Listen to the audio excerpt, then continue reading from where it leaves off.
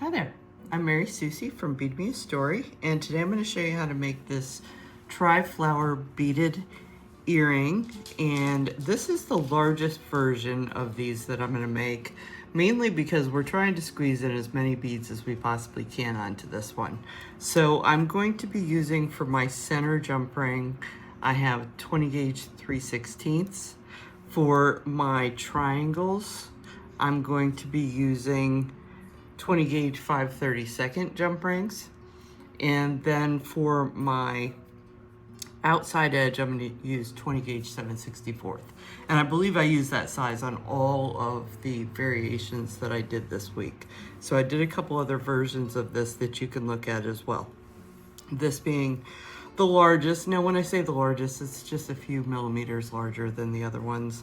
And that's just because we upped the size of the jump rings in them, okay? So the first thing we need to do is we need to mount our O-rings together. So I'm gonna do 12 that are gray with teal in the center, and I'm gonna do 6 that are teal with teal in the center. So the center rubber O-ring is a 3mm, and I'm using 7.4mm rubber O-rings for the larger section, okay? So this is a piece of beadalon. I like to use a 49 strand or a 17 strand just because it's a little bit thicker and I don't want to tear this rubber O-ring. So try and find the thickest beading wire that you can find. You only need 2 or 3 inches of it. And I basically fold it in half like a needle, and then I'm going to pick up this 3mm O-ring and I'm going to slide it over top of this 7.4mm O-ring. I can either use my hands to pull this, or I can bring in a pair of pliers to pull this on. The other way I could have done this was I could have used my tweezer nose pliers, and I could have inserted them into a 3mm O-ring and opened it up to grab the 7.4mm O-ring. And I showed that in one of the other videos, but I actually prefer this needle method because it's a lot easier on the O-rings. You can tear them more easily if you're pulling on them with the pliers at this stage, okay? So in order to make our triangles,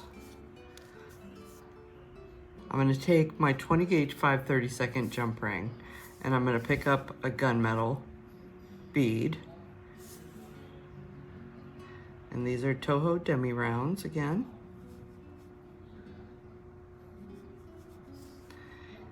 And I'm gonna, sorry, I want to start with our teal. So we're gonna start with the teal on teal. So we did a gunmetal, Toho demi, a teal, another gunmetal, and then a gray. And then I'm going to change bead color. I'm going to do the turquoise rainbow next. And then I need another gray.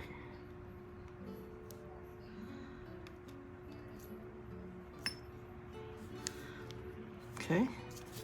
And notice I'm using the work surface to hold this in place so that I can get this second pair of pliers in and get this closed. I know that can look intimidating, but it's a little bit easier than it looks. You'll be able to do it. Okay, and there's one of our triangles. So let me do one more real quick. This is our last one. You notice I have 5 over here, and I'm going to need 6. Somehow I ended up with an extra teal over here, so let's remove that so I don't accidentally pick it up. So once again, gunmetal, and then teal,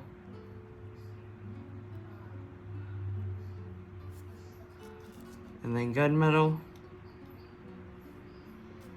gray,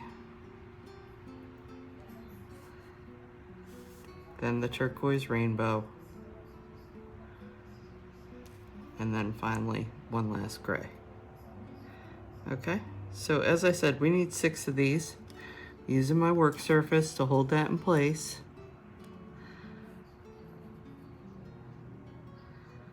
Make sure you have a good grip on this before you start, because Just like the reason I was holding it in place, if you slip off or let go, these can pop off until you get this closed. Okay, so I have 6 of these,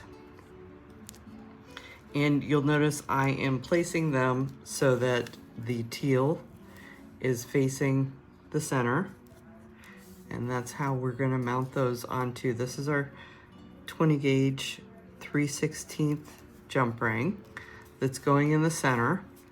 And also going in the center will be 3 of the turquoise rainbow. So it would have been nice to put 6 beads in the center, but that would not fit. So with the limitations of standard size jump rings, we're gonna do 3 of these, and it works out very pretty. Okay, so I'm gonna take, this is again my largest jump ring. I'm gonna pick up the turquoise. I'm gonna pass through the 3mm O-ring of the triangle. Okay, so this is the teal on teal side, and I'm passing through just the 3mm O-ring there. Okay, I'm gonna push that all the way up, and then I'm gonna pass through the next one, through the teal again, want everything facing in the same direction. And then I'm gonna pick up another bead, because I've got 2 on now, and now it's time for another bead. And then I'm gonna pass through the teal again,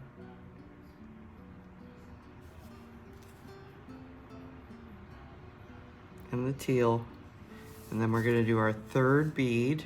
This is our last bead.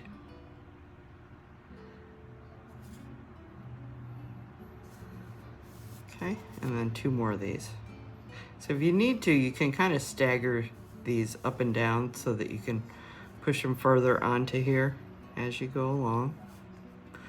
We're gonna have plenty of room when we go to close this, so that should not be a problem, but while you're trying to get them all on, it's hard to make room for everything. Okay, so I have all 6 of those on, plus the 3 beads that are separating every 2 of these. And then when I go to close this largest jump ring, large skinny jump rings are notoriously hard to close, and it's not because they're difficult to pull back and forth, it's just that it takes just a little bit more fidgeting to make sure that they're nice and straight, okay? So just make sure you take your time with that. Now I'm gonna spread this all out. You'll be able to see everything starting to form, okay? And then we're gonna do the outside edge. So now we're ready for our 20 gauge 7/64 jump rings. And what we're gonna do, you'll notice here that I'm gonna have 2 of the turquoise on the outside, and then we'll have 1 gunmetal on the inside, okay? So in order to do that, what we'll do, I'm gonna pick up my first 20 gauge 7/64 jump ring, and I'll pick up those 2 turquoise rainbows to start off with. And then I wanna pass through one of these 3mm rubber O-rings on the outside. And when I choose which one I'm gonna pass through, I need to pass through this, and then I'm gonna reach over to the next triangle, okay?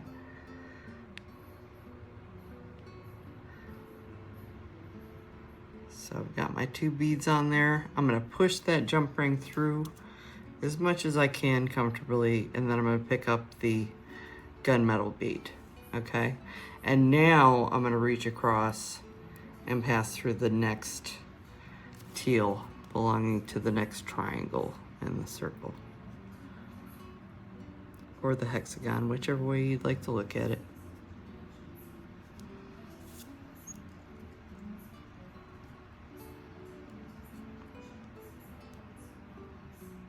Okay, and I'll close that jump ring. So you can see how the turquoise end up on the outside, and because I put that gunmetal on in between, that's sitting between the rows but on the inside. I'll just do 1 more so that you can see. So again, I'm gonna pick up 2 of the turquoise rainbow, I'm gonna pass through. So here's where we pass through this time. So I'm just gonna come up to this next teal 3mm O-ring. I'm gonna pass through it, feed my jump ring in, and then pick up a gunmetal. Okay, and after I pick up that gunmetal, or hematite, actually I believe it's called hematite in the bead color, same thing really, then we're gonna close. So I pass through the second teal and then we'll close. Okay, so we're gonna do this all the way around, okay, until we get all of the spokes on the outside, and then here's what it's gonna look like. Okay, and then finally we need to attach our ear wires. So when I decide where to attach the ear wire, just make sure to pay attention to these 3 turquoise rainbow colors in the center. And I usually put mine on top, but if you prefer, you can have the one down that's centered. And just make sure you're consistent between the 2 earrings that you make of which direction you choose for those to go so that it's consistent. So then I'm just gonna pass my ear wire through the top of this, okay? And there you have it. Okay, so this one again, just use the maximum amount of beads. I used them in the center, I used them in the triangles, and I used them all around the outside, both at the outside and the inside. So that's the main difference between this one, and it just makes it ever so slightly larger than the other versions that I did. And I'll just bring in one of the rainbow ones here so that you can see just the difference in size. So you can see that's just slightly larger. It's not a whole lot, but you know, people can be very selective about the sizes of earrings that they're comfortable wearing. All of these are almost weightless. It's really only the beads that are contributing anything to the weight at all. The rubber O-rings are weightless, and the anodized aluminum jump rings are pretty weightless as well. So these will be very comfortable to wear. They're back in front, and I think you're going to have a blast making these. I've added some new colors to both the 7.4mm rubber O-rings as well as the 3mm rubber O-rings this season, and so there are lots of colors to choose from. So I do have these in kits available in the versions that I showed for the videos, but really the supply list is going to be on all these videos, so the sky's the limit. Figure out which ones you like to make, switch it up, change your colors, change your beads, the color and the luster of the beads, and see what you can create with these, okay? Thanks so much for joining me today. I hope you had fun making this project, and I will see you next time.